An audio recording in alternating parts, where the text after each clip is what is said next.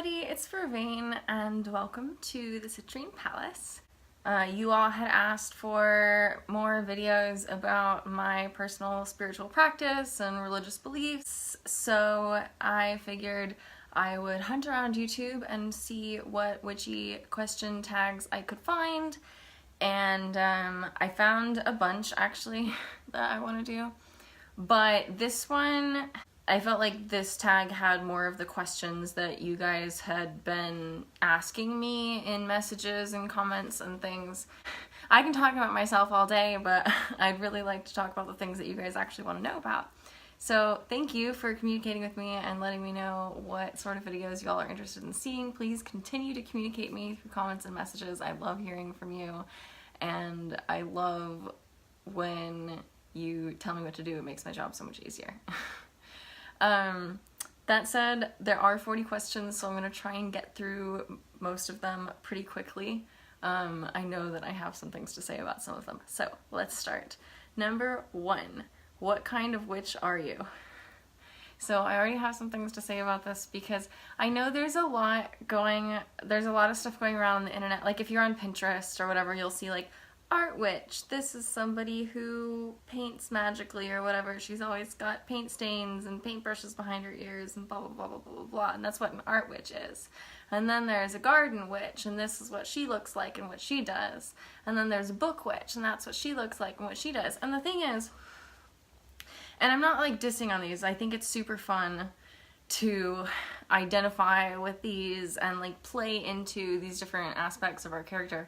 But like, I feel like I'm an art witch, and a book witch, and a fashion witch, and a kitchen witch, and a hedge witch, and a rune witch, and a tarot witch, and a tea witch, and like I'm not just listing off shit, like all of these parts, all of these things are super relevant to my practice, and I think it's fun to identify with these different types of witches.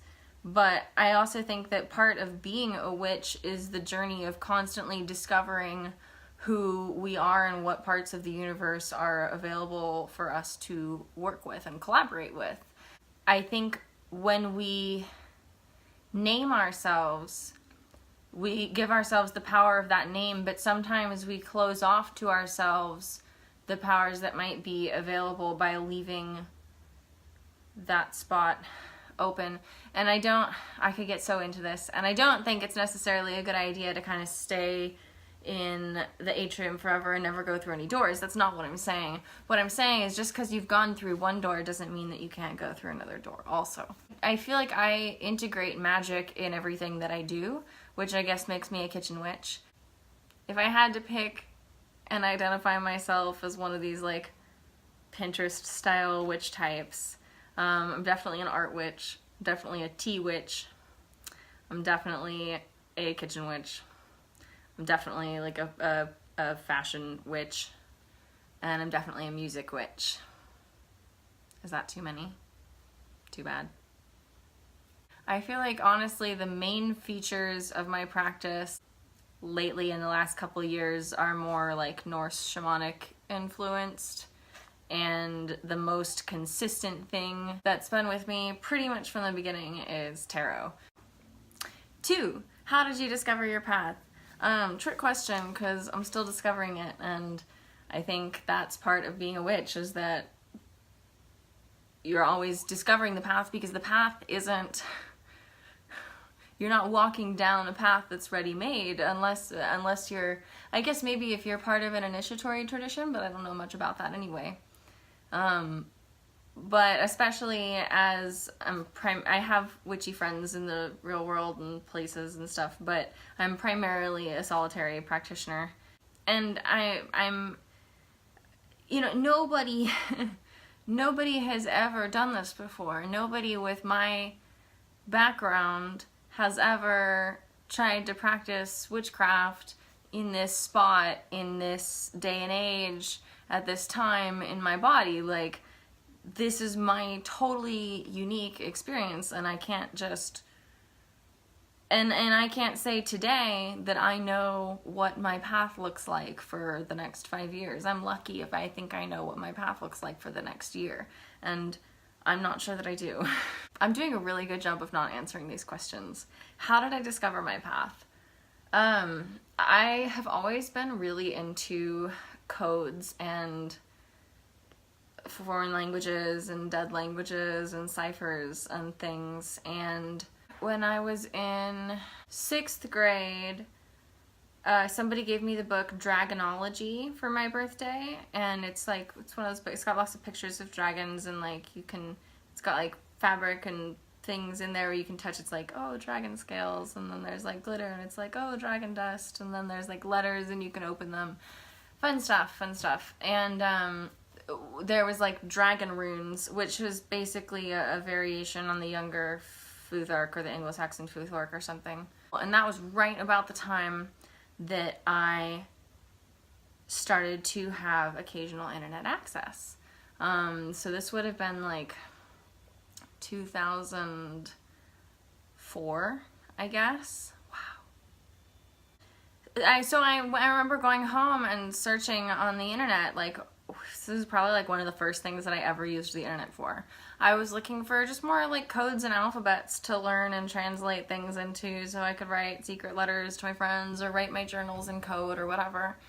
And I found Theban script, which if you've ever, is like the witch's alphabet or whatever. Like nobody uses it, as far as I can tell. Maybe in some initiatory traditions they use it. I didn't find it practical in the long run, but I did occupy myself with it for some time. But it was on like somebody's personal like Yahoo GeoCities or whatever Wicca website, and so I came to the website for the alphabet, and then I started reading about Wicca, and I was like, oh hey, this is pretty cool. And I actually became a Wiccan, and I self-initiated, solitary, whatever, and I called myself a Wiccan until partway through college. I don't really consider myself Wiccan anymore, and that's complicated, and like I said, constantly rediscovering my path, always forking off and exploring little bends in the road. Well, and then the Norse part of my path actually came to me through an ex-boyfriend. He was a Lokian, actually, as far as I know, he still is a Lokian. I'm 100% certain that he's still a Lokian. And I wouldn't ever talk that much about it, although he told me some stories. He would tell me the story of Thor and Loki in the land of the giants. One day he was like, oh, you would like the Billow Maidens. They're like these 9 Norse mermaids who brew beer, and they're like the goddesses of the sea or whatever. I was like, okay, that sounds like something I could get into. He was a Satru, and I just started learning from him and reading the things that he was into, and he was the first person I'd known on the ground who was into any sort of like magic type stuff. Yeah, so I found a lot of that through him. But I've definitely continued exploring that since then. Okay. 3, how long have you been practicing? I did my first, spell in 5th grade when I was 9. So in, 2003, I guess. Yeah, so 15 years ago. So, yeah, 15 years. 4, what path or tradition do you follow? I feel like I talked about this a lot. I'm very eclectic, but mostly Norse, pagan, shamanistic, but I also work pretty heavily with Guanyin, who's a Chinese Buddhist goddess, and I'm getting kind of into the Christian mythos. Yeah, so mostly Norse, but kind of cobbled together. 5, are you solitary or do you have a coven? I'm primarily solitary. I always wanted a coven from day one. It was my dream, I think a lot of us start out this way. We're like, I'm gonna find my perfect coven and my perfect witch sisters, and we're gonna get along so well. And well, what's happened for me is I never really found a coven. I've been a member off and on of some groups, nothing that was super consistent for me or that was like a close, intimate practice. Now, just like out of my friend group has arisen a kind of cobbled together eclectic coven of sorts. Like, there's nothing official, but it definitely feels like a coven sometimes. Like, we definitely do magic together on occasion, but I think all of us, like, more often do magic separately. I heard this quote, I forget who it's by, I'll have to look it up. But there's this saying that, like, witches only get together when they absolutely have to. And I find that that's so true among all my witchy friends. And it's not like we don't like each other. Like, we love each other so much. We're just all such introverts, and we're all so busy because we're doing so many amazing things with our lives. And it's super hard to find time to hang out with each other. But then when we have to, it's like, yes, let's team up and do this magic thing. And it's fantastic. My witchy sisters are my strongest support system, and we don't all share the same magical beliefs. We don't all share the same magical practices. And that's the best part about it, actually, I think, is that we're always each learning independently and studying on our own and doing our own magic, making our own magic, and then we're coming together every now and then to kind of share what we've learned. 6, do you practice divination? If so, what? Yes. In fact, I would go so far as to say that tarot has been the main constant in my magical practice, and it's so much more than fortune telling. And that's the thing, is I can't really get behind fortune telling. Any sort of divination that's like, oh, who am I gonna marry or whatever, like, I'm not interested in it. It doesn't call me. And like the sort of divination that you read about in Harry Potter doesn't call me at all. But the sort of transformational and illuminative work that can be done with systems like the tarot is just amazing. It's so powerful, and there's so, nowadays there's so many decks available that the variety of imagery available to speak with your subconscious and with the divine is just previously unimaginable, but it's available. And the older images go so deep. I've been studying the tarot for 15 years, and I'm still learning more about it all the time. I still feel like there are things that I don't understand about it. I think there are things that I may never understand about it. I work very heavily with the runes, but I don't do a lot of divination with them. And I do use other divinatory tools besides tarot, but tarot is definitely my main one. And we can talk more about other divinatory methods later, but I'm trying to make it through this video as quick as possible, and we're already 20 minutes in, and I'm on question 7. 7, do or would you teach your children witchcraft? Yeah, I mean, like, I'm not gonna force it on them, but I feel like witchcraft is a set of tools that has helped me vastly in my life in many different situations, and I would want my children to have whatever tools they need to succeed honestly in the world. And I think that, I mean, if they're open to magic, if they're interested in using magic as a tool, I'm more than happy to teach it to them. If it doesn't call them, there's no reason to try to teach them. 8, do you have a patron or matron deity?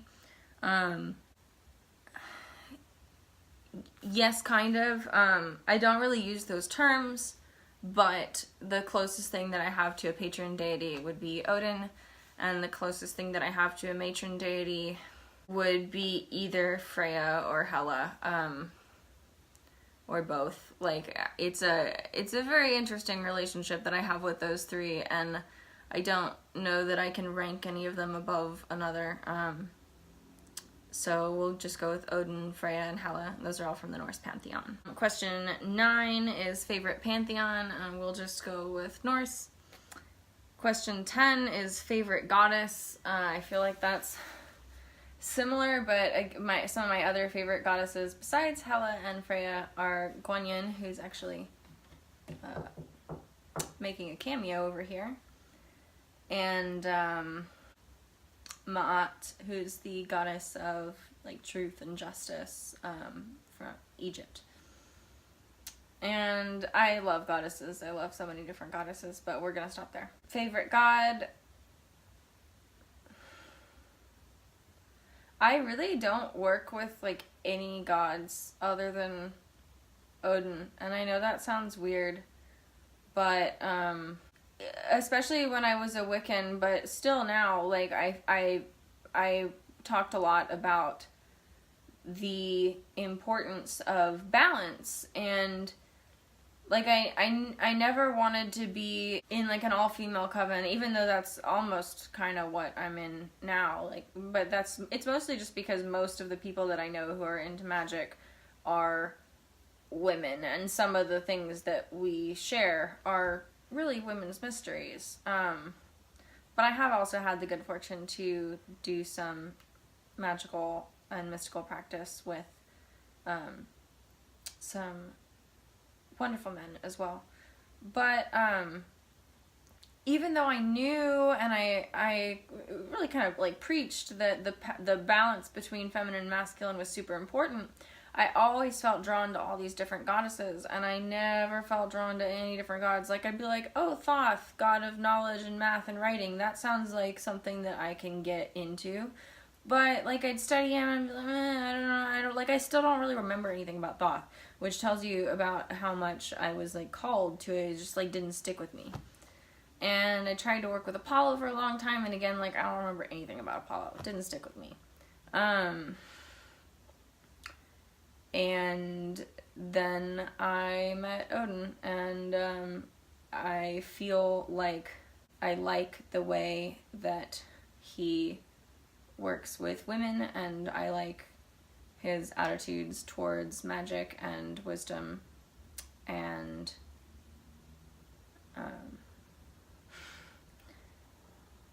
humanity, and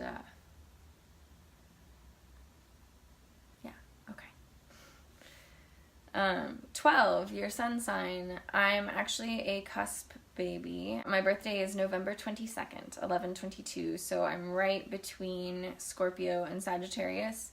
I've identified more as a Sagittarius my whole life, and I think that's probably true, but I definitely have some Scorpio in me. Question 13 is, what is your moon sign? And I can honestly sit here and tell you that I don't know. 14, do you have a familiar?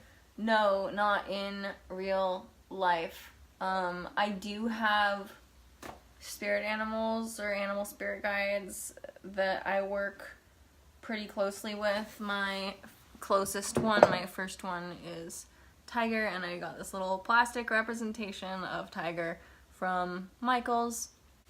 Tiger has come to me in a lot of different journeys and meditation. If I like tune in, I can always like feel or call upon, like wherever I am in the real world, I can always feel and call upon the presence of my tiger, and like know that there's something there looking out for me in a sense. But I don't have any like actual pets, familiars type things. 15, thoughts on the afterlife. This video is gonna get so long. I might have to edit this into multiple videos. Even my throat is getting sore. Isn't that crazy? So I'm definitely still thinking about the afterlife. I'm definitely still thinking about it. So what I think is that if God, spirit, source, whatever, is like this big amorphous spirit ocean, each of us, our souls or spirits or whatever, are like droplets from that ocean manifested into the form of our being here on this earth. And so it seems to me that probably when this body ceases to exist, that droplet would rejoin the ocean and in a sense like become one with the all again. And I do have reason to believe that something like ghosts exist on this plane. And my primary hypothesis is that ghosts, so to speak, would be those droplets that were afraid to return to the ocean. And I think that that's J.K. Rowling's take on ghosts in Harry Potter. That's right, draw your cosmology from Harry Potter, Vervain. I'm the worst example of, what are you talking about? Harry Potter doesn't create witches. I'm not saying it does. I don't think it does. And I think Harry Potter is Christian at the root. But I definitely was super into Harry Potter before I was a witch. Or before I realized I was a witch. I think I have been a witch the whole time. Who knows? 16. Have you had any paranormal experiences? Yes. Definitely my dad's last house was haunted. I've also had some fun graveyard experiences and some less fun graveyard experiences and some very interesting experiences with an old ex-friend that I don't know if I'll ever talk about on this channel, but maybe I will. We'll see. Time will tell. Number 17. Are you out of the broom closet? If so, how do your friends and family feel about your path? Yes, I am definitely out of the broom closet. Like, I could never pretend to be a religion that I wasn't. I just couldn't do it. I could never pretend to believe things that I don't. My friends are all super cool with it. When I first came out in, like, high school, I guess, one of my friends was super weird about it, but we were never that close anyway. One of my friends, and of course this is in, like, freshman year of high school or whatever, was, like, super a dick about it. Like, she wasn't pagan at all, but she thought that she could, like, quiz me on whether I was pagan enough. She was like, you're not really pagan. Like, okay, you can go do this pagan thing, but, like, if you're gonna say that you're doing it, you have to do it right. And here's what that means. And, like, are you initiated? Are you in a coven? Have you done any spells? Like she had done the research and she was ready to police me and make sure that I was doing it right or that I was not getting credit for doing it. And I was just like, no, I haven't been initiated. You're not even pagan. Anyhow. But now all my friends are super supportive. My dad doesn't seem to care. He just seems to be happy that I'm happy. My mom is really weird about it, which is really weird because I think that she would be, like, the most into it if she didn't have this huge block around the very idea of it. The last phrase that she used with me when we talked about it was, like, and you still think you're a witch?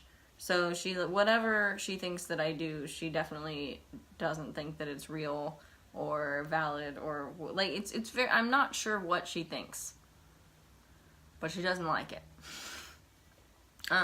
But, like, we get along anyway, so that's good. 18. What is something that inspires you? Goddesses inspire me. I don't know if you see, this is the second painting of Guanyin that I've done, and then I have across from me Ophelia, who's kind of like, I see her also as a reflection of Persephone and of lots of the goddesses that go into the underworld. And then that one I'm working on right now is just kind of a divine feminine mess. But yeah, I definitely find goddesses super inspiring. I definitely find the women around me doing their thing and living their life and creating their magic and living their truth. That's probably the thing that I find the most inspiring. 19, do you have an altar? Yes. In fact, most of my windowsills are like kind of altars. Most of the windowsills in the whole Citrine Palace, and actually I'll just show you. So there we've got a bunch of candles and stones set up and shells and things, and it's real nice, and I like it. But we also have the only altar that we're super good about, and we're not even super good about it because it's definitely still set up for fall and it's definitely been winter for a minute now, is we do keep a seasonal altar on top of a bookshelf downstairs, and right now it's still set up for fall. But Laura and I we do very intentional crystal grids and set up to be in tune with the season, but also in tune with like what we're trying to manifest, in tune with that season, and what we're trying to have more of in our life and what we're trying to honor. And there's some pretty cool stuff on it right now. If you scroll like way back on my Tumblr, you'll see some pictures of it, but you'd probably have to go back quite a bit. 20, what's a spell that you've done? What is a spell that I've done? I feel like the magic that I do is so like integrated into my daily life. Does it count if... So Sheldon and I were sitting in the car yesterday before I went into work, and I smiled at him, and in my head I'm like, kiss me on the nose, kiss me on the nose, kiss me on the nose, kiss me on the nose. But I'm just like... And then like 3 seconds in, he goes, I'm gonna kiss you on the nose. And I was so thrilled. And I don't know if I've just gotten good at making that face. I don't know what. But it was pleasing to think that I had magicked that little kiss on my nose for myself. That's the example that I'll give you. So I don't know if that counts as a spell or a wish or what, but I would call that a little piece of magic. 21, do you have a totem animal? If so, what?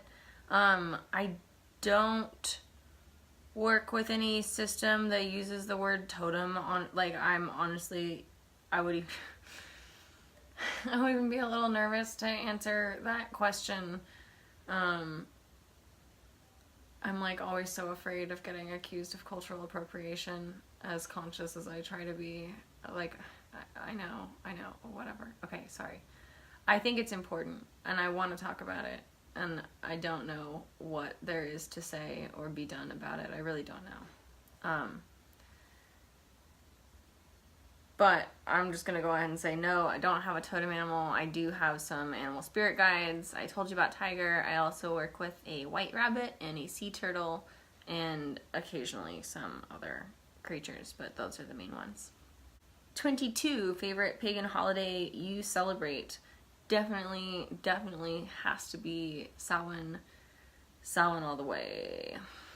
23, do you meditate?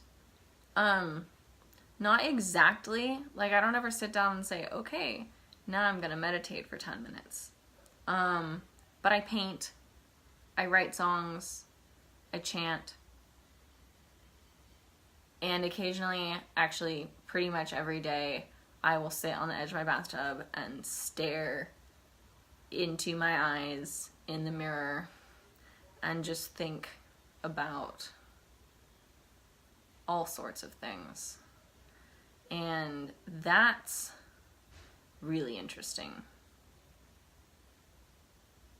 It's not like looking at myself exactly. It's like I'm not looking at anything. It just happens to be that the edge of the bathtub looking into the mirror is where I do this.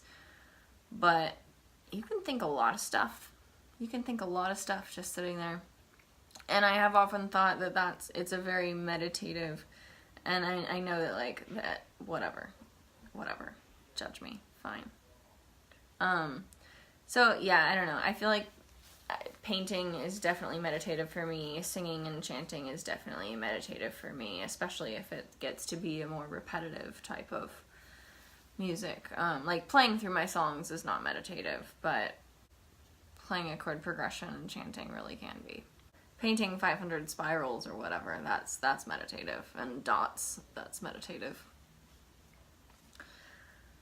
24. Have you gone to a psychic or tarot reader or Reiki healer, etc.? I have like exchanged services with my friends. A lot of us do these types of things. Some of us even professionally. But I've never, ever had my cards read by a professional tarot reader. I've never gone to a psychic. I've always wanted to go. Like even if it's a scam, I just want to go and see what it's like. I'd really like to have my cards read by another, which I don't know though, because that's the thing is, like, I've been reading for myself for 15 years, longer, like, I've been reading for myself longer than I've really been studying any other kind of magic. Really, I think that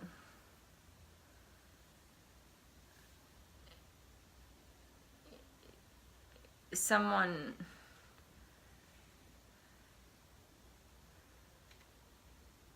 I don't know. I feel like maybe all this silence means that I should have my cards read by somebody else. But I really like to read them for myself. 25. What are some witchy books that have influenced you? The main one that comes to mind that I read that was kind of formative when I read it, and that I like still feel like I agree with most of what I read in it, is Starhawk's The Spiral Dance. That's a really, really good one. Also, Edward Thorson's Futhark, and even though I'm just getting to it now, I wish that I had gotten to, I don't want to wish anything different. I really don't want to wish anything different about my past. I'm very happy with the way that things are turning out so far. But Diana Paxson's Taking Up the Runes is so good, and one small part of me wishes that I had found that earlier. As much as one can predict this sort of thing, I predict that I will call that a formative book for me. 26. Favorite witchy websites. The only like website that I go to, I visit so few websites these days, like other than like Wikipedia or Instagram or YouTube for witchy stuff, honestly is probably Biddy Tarot, and it's so good. It's so good. It's just like she's been taking the best notes for the whole time that she's been studying tarot, and she's quite good at it, and she has a great podcast, and anytime I'm stuck on a card, I go to her website. Yeah, I do go back to Biddy Tarot over and over, and it doesn't matter how, like I have, it's not like I don't have the card meanings memorized or whatever, I can't read the cards. It's like sometimes I come to a block and I'm like, what? I don't understand in this context what this could mean, and she's just gone so in depth with all the different cards that there's usually something on her website that will knock some peg into place, and I'm like, oh, okay, I see this. This makes sense. That said, I don't want to just like skip this question because I don't use that many websites. I do want to give you guys something to explore if that's something that you're interested in. So I wrote some of my favorite witchy Instagrammers, and there's Olivia Pepper, Obsidian Show Pony, Barefoot 5, Ethany, and Biddy Tarot, and I recommend all of them on Instagram. Also on YouTube, I recommend Mindful Tarot and New Age Hipster, and Alyssa Milan, who is a good friend of mine and has just a wonderfully inspiring channel. New channel, but wonderfully inspiring.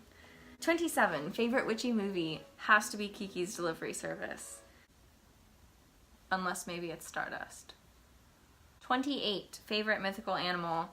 I don't really feel good calling them animals, but we're animals too, so I'm gonna go with mermaids. Has to be mermaids. 29. Favorite season. I never can decide between fall and spring. I really never can. I love every season as it comes. I love having seasons. But I love watching life just overflow and expand in the spring, and then I love watching death kind of come in and touch everything in the fall and change everything's color, and I just love it. I love both of those things. And especially here in Central Texas, spring and fall are when we get just beautiful, beautiful weather. Perfect temperatures, light rain. Oh, divine. 30 favorite herbs. This is where my kitchen witch influence definitely comes in, and you can tell that I'm not super a plant person. Tea has to be number one. Roses, chocolate, garlic, that's a good one, rosemary, and I didn't mention apples, but they're related to roses, so I think of them as like very tied, but I guess I have to say apples. And vervain, of course. Although I don't actually like work with vervain as an herb a whole lot. Mostly I just like to see it out in the world. 31 is favorite gem. I definitely can't just pick one favorite gem, but I brought a few to show you. I love ocean jasper. I love garnet, which is on my ring there. And I love fluorite. And I love labradorite. And I love pyrite. And I love smoky quartz. And of course, it's the citrine palace. I love citrine. And actually I have citrine on my ears too. And peridot on top and Venus hairstone in the middle. Those are all on my list of favorites. It's a long favorites list, I know. 32, rune of your choice. I have to go with Ansu's right now. And I've been thinking about doing a more in-depth rune study vlog series and talk more in depth about my experiences studying the runes kind of in order as I experience them and learn from them and go through them. If that sounds like something that you'd like to see, let me know and I'll get on that.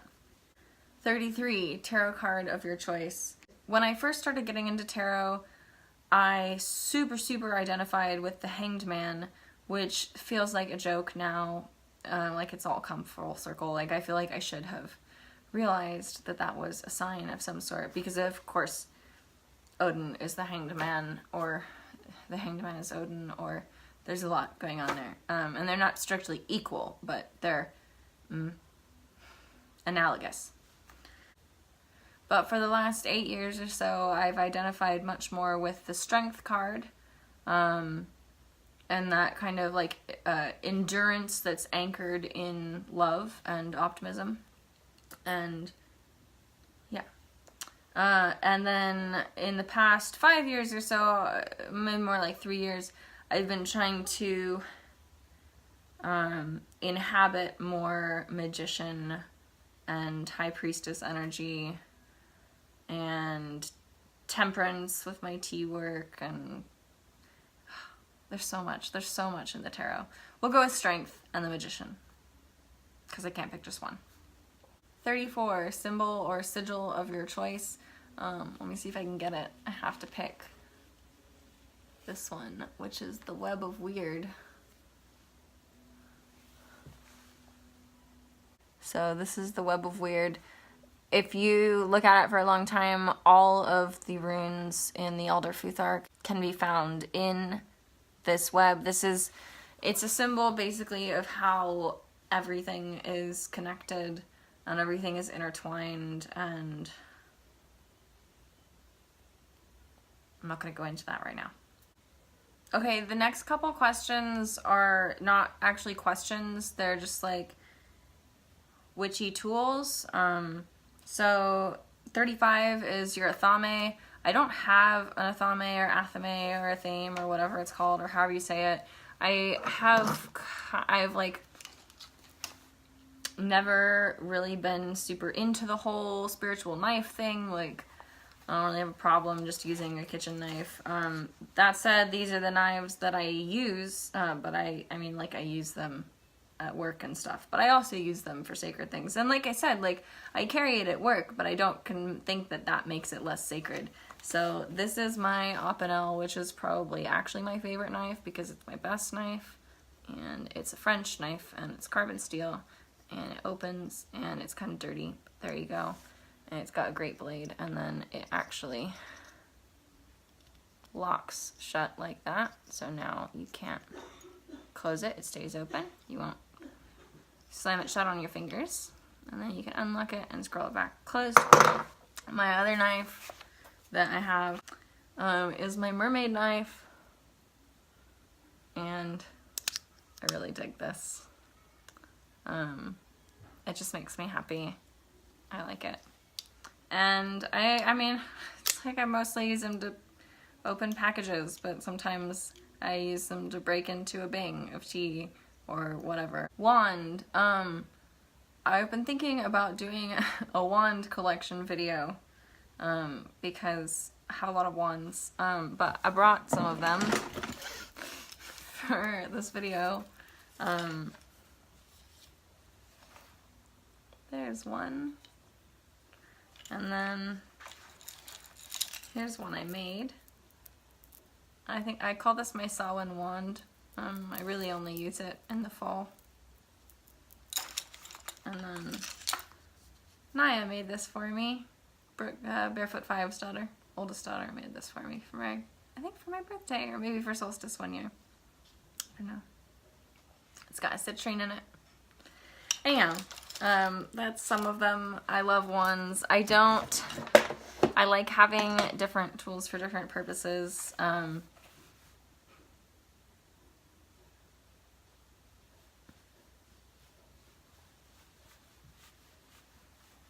Okay. Cauldron. I've never actually had like a proper cauldron. I do have, oh, this is what I should have brought up. This is my most kitchen witchy thing, is I have the smaller version, so it's like this big, of the Williams-Sonoma? Is it Williams-Sonoma? I don't know. It's a cast iron pot that's enamel on the outside, and it looks like a pumpkin, and it's amazing, and I really, really want the large one, but I have the small one right now, which is fine. It's fine for the size house that I have right now. And that's definitely a cauldron, but the cauldron that I brought to show you guys is my little Chaojo dragon egg teapot that I brew my aged white tea in. Like the most sort of potion making thing that I do as a witch is brewing tea, which I do all the time. I actually do it more often in my guy one and then my teapot, but this is one that I brought upstairs. I do also have like some metal like chalices that I've burned stuff in or whatever. So I guess there's that, but I left that downstairs also. 38, Book of Shadows. I'm bad. I did not bring my Book of Shadows because I don't really have a Book of Shadows. Again, like I want to be the kind of, part of me wants to be the kind of person,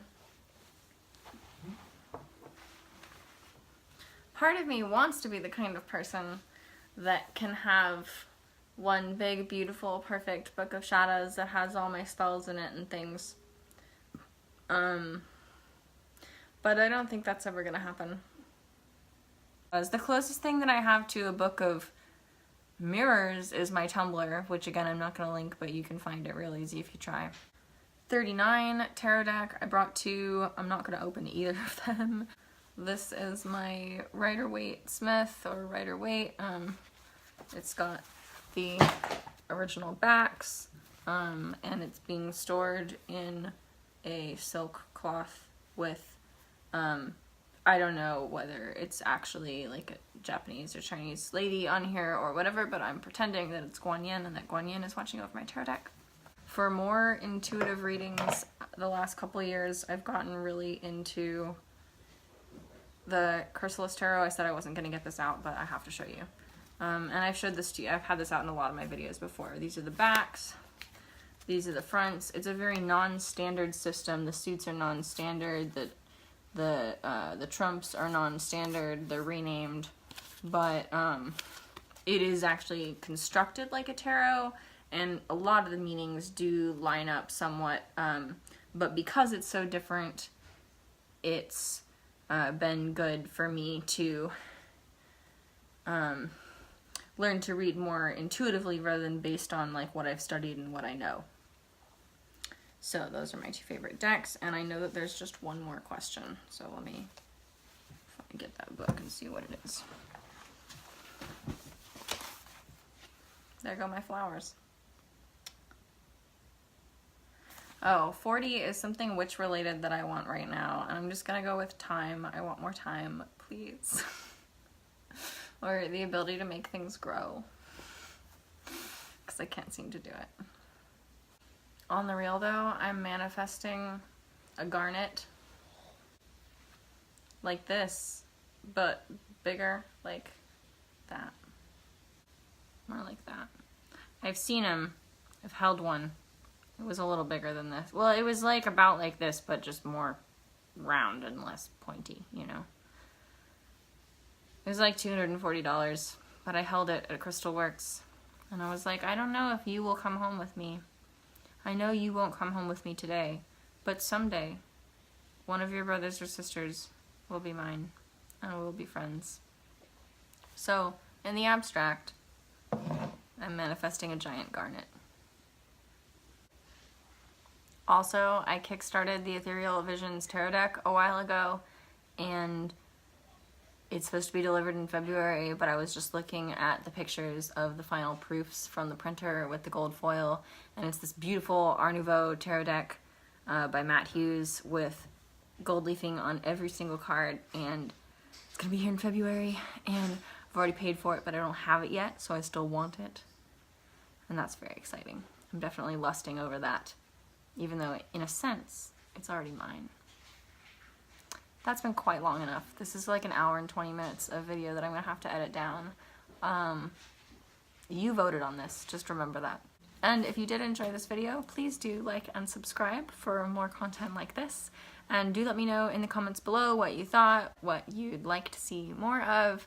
If you have any further questions, if there was anything that I mentioned that you'd like to know more about, or if there's anything that I don't seem to know about that you think that I should know about, I'd love to know about it. Keep in touch. Love you guys. See you later.